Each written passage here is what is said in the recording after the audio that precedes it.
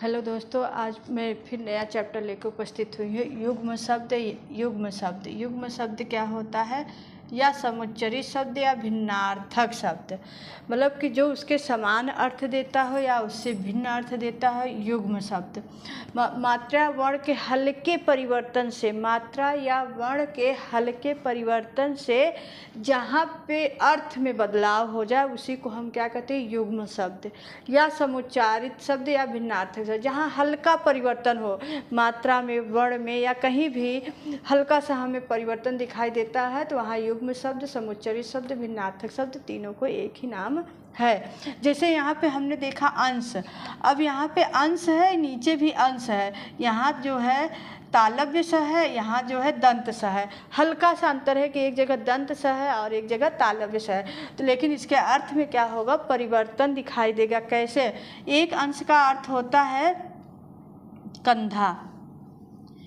कंधा, देखिए यहाँ पे दंत स है और एक अंश का अर्थ होता है हिस्सा। हिस्सा, देखिए परिवर्तन आपको दिखाई देगा कि जहाँ दंत स है वहाँ पे कंधा होगा, जहाँ तालव्य स है वहाँ हिस्सा। अब यहाँ देखिए अंगना। अब यहाँ अंगना में क्या है? चंद्र बिंदी लगा हुआ है। और यहाँ पे देखिए अंगना शब्द है, यहाँ अनुस्वार लगा हुआ है। तो यहाँ पे देखिए यहाँ अनुस्वार है, यहाँ चंद्र बिंदी है। इतने से ही बदलाव से, इतने से परिवर्तन से क्या होगा? अर्थ में परिवर्तन आ जाएगा। जैसे अंगना, अंगना है तो यहाँ पे क्या हो जाएगा? आंगन। यहाँ क्या होगा? आंगन। लेकिन यहाँ अंगना जो है यहाँ स्त्री से संबंधित है, स्त्री होगा। इसका अर्थ क्या होगा? स्त्री। जहाँ अनुस्वार का प्रयोग होगा अंगना में वहाँ पे स्त्री हो जाएगा। और जहाँ पे अंगना शब्द है, जहाँ चंद्रबिंदी है वहाँ आंगन। अब देखिए यहाँ अम्बुज, यहाँ ज है तो ज है तो कमल हो जाएगा। क्या हो जाएगा? कमल। अगर यहाँ द होता अम्बुद तो क्या हो जाएगा? बादल। क्या हो जाएगा? अगर हम अम्बुद कर दें तो क्या हो जाएगा? अम्बुज,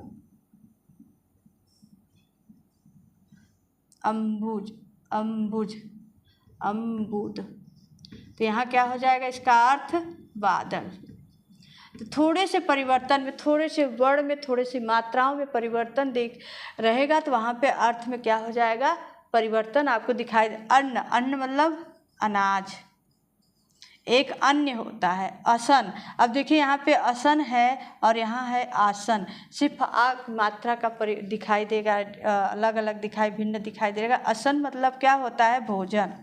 आसन का होता है भोजन। आसन का होता है बैठने की वस्तु। क्या होती है? बैठने की वस्तु।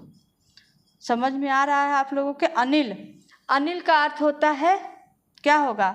अनिल। अनिल मतलब, अनिल का अर्थ होगा यहाँ पे आग। अनिल मतलब हवा, नहीं आग होगा, आग।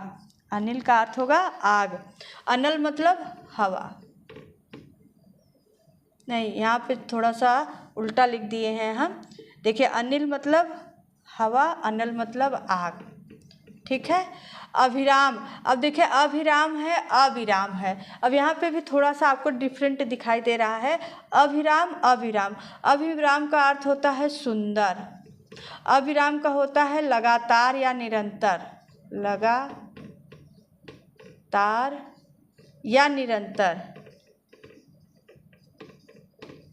अवलंब, अब देखिए यहाँ अवलंब का अविलंब, यहाँ पे भी मात्राओं का थोड़ा सा अंतर है। अविलंब, अवलंब।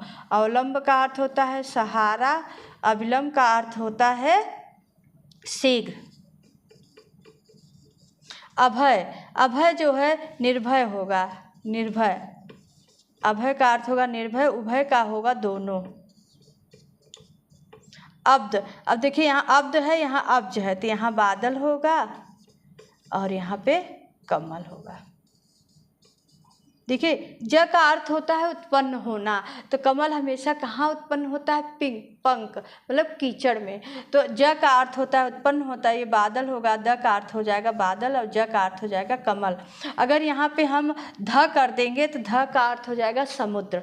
तो इस तरह से थोड़े थोड़े से अंतर में हमको क्या है? अर्थ में परिवर्तन दिखाई दे रहा है कि देखिए अंश है तो यहाँ पे दंत स है तो कंधा है, तालव्य स है तो हिस्सा आ गया, यहाँ चंद्रबिंदी है तो आंगन हो गया, यहाँ अनुस्वार है तो स्त्री हो गया, आसन है तो भोजन है, आसन है तो बैठने की वस्तु है, और यहाँ पे अभिराम है, अविराम है तो लगातार निरंतर कोई कार्य चल रहा है। अभिराम का अर्थ होता है सुंदर। अवलंब है तो अवलंब है सहारा, अविलंब है तो शीघ्र, अभय है तो निर्भय, जो कि निर्भय है और किसी से डरता नहीं, उभय मतलब दोनों ओर, अब्द मतलब बादल, अब्ज का कमल।